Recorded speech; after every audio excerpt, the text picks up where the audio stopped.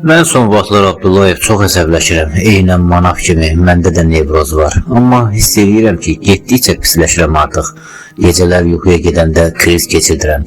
Beynim uyuşur sanki, bədənim elə bil tok vurulmuş kimi olur. Qəribədir, nə qədər desəm ki, əsəbləşməyəcəm, amma mümkün deyil ki, deyil.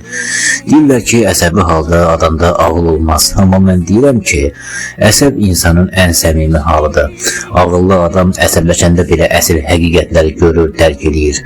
Sakit olanda ümidli oluram. Bir segah, ya bir dadlı yemək, ya da bir xoş söz məni elə rahatladır ki. Amma bunlar hamısı müvəqqətidir. Sonra yenə o əsəb, yenə o gecə krizləri, o krizlərdən sonra məni ağlamaq da tutur. Öz-özümə deyirəm ki, axı niyə belə oldu, mən nə yaşadım ki, bu yaşda bu əsəb krizlərinə də düşdüm, lənət şeytana. Sonra o əsəbi halda ağlıma baxıram və görürəm ki, hamısı lənətə gəlmiş o kiçik başqatan sevinclərin ucbatından olub. Sanki həyat məni sirkdəki nömrəni uğurla həyata keçirən heyvan kimi balaca bir konfetlə bir parça yeməklə aldadım. O kiçik xoşbəxtliklər mənim həqiqəti görməyimə mane olub. Mənim ömrümü o xırda sevinclər ucbatından yola veriblər. Sırf o kiçik xoşbəxtliklərə, uğurlara aldanıb dözdüyüm üçün əslində daha çox bədbəxt olmuşam.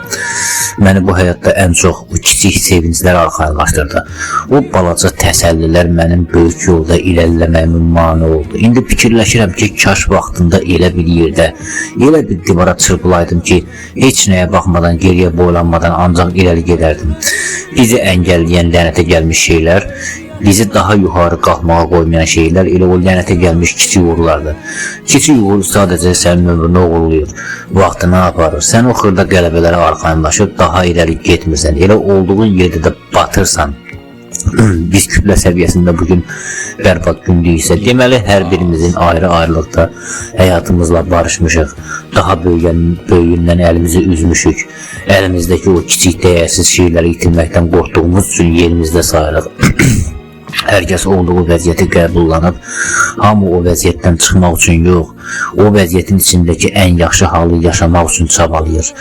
Dustaqsan, amma zindanlı da bəzəməyə çalışırsan. Bax, bizim faciəmiz budur. Mən artıq başa düşürəm, o kiçik sevinclər uğur filan deyilmiş. Onlar sadəcə ani gələn uyuşturucular idi. Nə vaxt ki boğazıma yığılır, nə vaxt ki hər şeyi 100% dəyişəcəm deyib ayağa qalxıram, o lənətə gəlmiş içimdəki səs pıçıldayır. Bəlkə bu dəfə gözləyəsən, bəlkə hər şey düzələcək və mən sakitləşib gözləyirəm. Amma heç nə dəyişmir. Mən sadəcə bir dairənin içində fırlanıram. Heç yerə çatmıram, elə olduğum yerdə də fırlanıram. Amma iş ondadır ki, mən artıq yaşlanıram. Ömrümün o ən gözəl, ən gür hissələri o dairədə fırlanarkən əriyib getdi. Dönüb geriyə yaşadığım illərə də baxıram və ən acı həqiqəti görürəm. Mən bir bataqlığın içində idim. Çıxmağa çalışmaq əvəzinə o kiçik sevinclərə uyuşmuşam. Bu milçək vızıltısına qulaq asıb həzz almağa bənzəyir. Biz hamımız narkomanıq. Əgər bugün kimsə bizdən soruşsa ki, sizi bugünə qədər bu zülmün içində saxlayan, sizi dözməyə məcbur edən o sevinclərdən nə var idi? Biz cavab verə bilməyəcəyik.